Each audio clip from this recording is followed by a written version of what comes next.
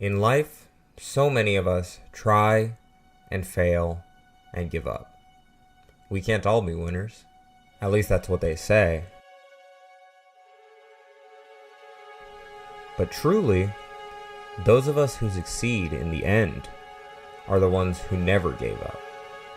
Rain or shine, success or failure, they pursued their dream. That's why we're so enamored by these individuals. No way, man. He's all over him. 0 to 60. Jumping to the ledge. 3 stock for MKLeo.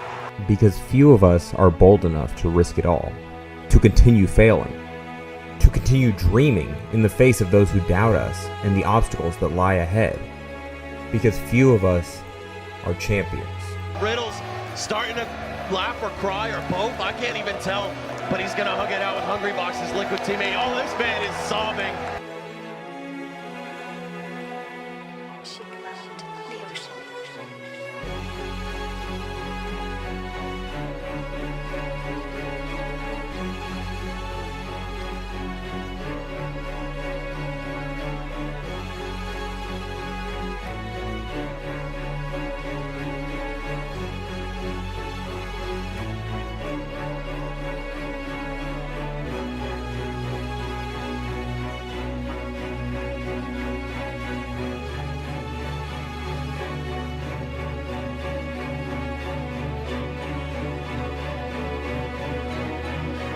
And that's the dash attack!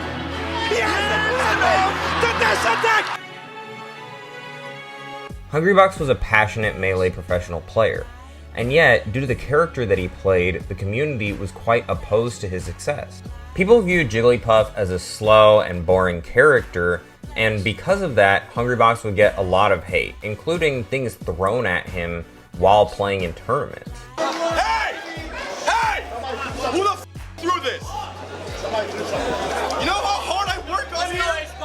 He often said that he felt like an outsider in his own community, which was quite odd because he was often in close competition with many of the greatest players to have ever done it. Finally, EVO 2016 had arrived, and it was really a moment for Hungrybox to prove himself once and for all, that he deserved to have a spot in this community. But let's get back to that story later. Before we get too deep, be sure to like and subscribe, and let's get straight into it. Leonardo Lopez Perez was a young kid growing up in Mexico City, Mexico, and he aspired to play Smash from a young age because he was inspired by his brother, who ran the tournaments that he would attend every single week called Monster Kingdom, or MK for short. MKLeo was extremely talented, and that was clear to anybody who watched his gameplay. However, he really only had one issue, that being he couldn't go to the United States. The reason for this is because he was missing the certifications that would allow him to move to the US because he wasn't really considered a pro player yet. He hadn't defeated anybody who was really considered within the top ranks of Smash because there weren't many in the region he was from, and thus he would have to travel to the US in order to do so, but that's obviously impossible if he's not considered a pro. Leo didn't mind, however. He just kept training up and honing his craft and his abilities so that whenever an opportunity did arise, he would be ready for it, and he was. One day, a Smash 4 legend, Mr. R, was within Leo's proximity, and he would not let this opportunity pass him by. Leo ended up defeating Mr. R, and, well, the rest was history. There it is, the king returns to the top of the mountain and claims the crown at the Ludwig Smash Invitational for Ultimate. Congratulations, one game dropped. Damn. One game dropped in round. Yeah. He went on to become not just a legend in the game, but the greatest player of all time. I don't know how I keep doing it, but I keep winning, so I guess that's pretty cool, right? Here he is. Into the counter. And MKLeo is going to take it. That's right, ladies and gentlemen. Now it is 10-2 lifetime between both of these players. Tweek's story was a little different. He was always considered the bridesmaid, but never the bride, and always in MKLeo's shadow. He would be right there, trying to get these aerials, trying to make something.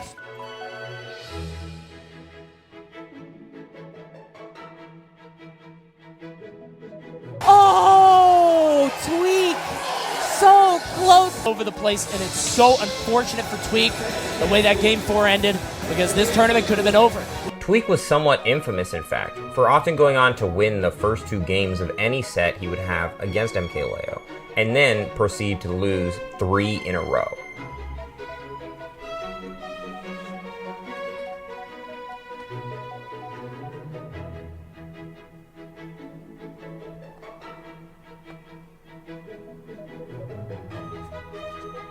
What people respected about Tweek so much was that this would continuously happen, like a pattern, every time he would make it to Grand Finals. And yet, this would never deter his passion for the game, and he would continue pursuing his dream because he knew he could be the greatest. Because of this history and this pattern, however, people were not worried for MKLeo when Tweek took the first 2 games at their set during Ultimate Summit 5. And we were asking the question, how will MKLeo rob the stock? And they were not surprised at all when MKLeo would go on to take the next 2 games, bringing it to a Game 5. At this point, the commentators, Tweek, MKLeo, and us, the audience, had all seen this movie far too many times before. We knew what was coming. We knew how bad Tweek wanted this, and yet how badly he was about to be crushed. It was a back and forth battle. Tweek got MKLeo onto the edge, and then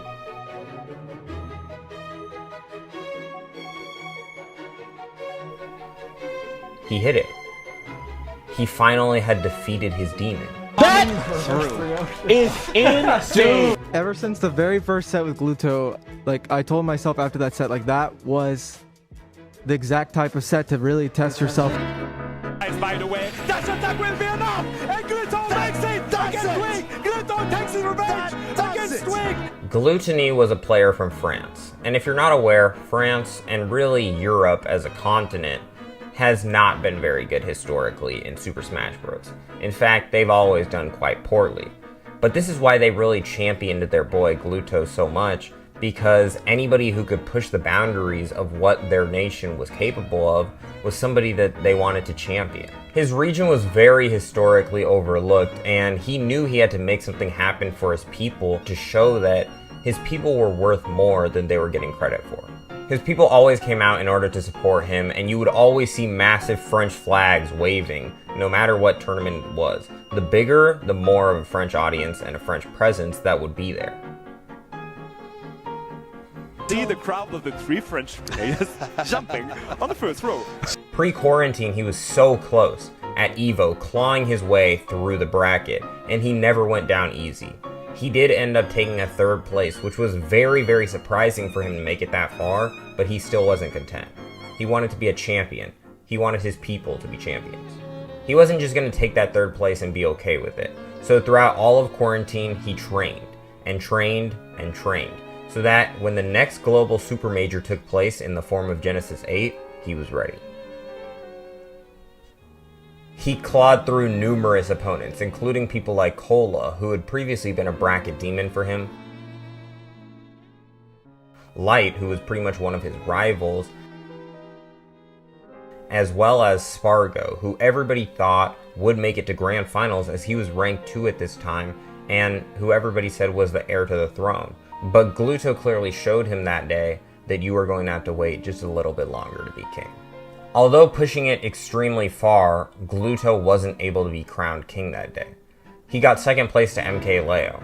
However, he would still have one last chance. Pound 2022 was just the next week, and this would really be Gluto's final big opportunity to take down a massive tournament, and he had to make it count.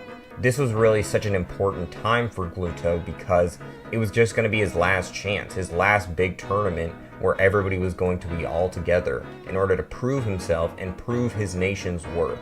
And what do you know? The exact same Grand Finals once again. MKLeo versus Gluto. And yet he wasn't going down easy this time. That is it! Gluto wins Pound 2022! His resilience allowed him to prevail and bring it home for not just himself, but for his people back in France. And so, how do these stories end? Well, predictably so, as you may realize. Through sheer hard work, dedication, and belief in your passion, you can really overcome any obstacle. No matter how tough, how large, or how difficult, you can overcome. You're a lady's weakness, just your eyes will have my knees bend. Oh, why do I like you the way you are? Top down, yeah, top down. You drive around, you drive around. Oh, why do I need you the way you are? Chow, we hit 1,000. We got the 1,000 balloons.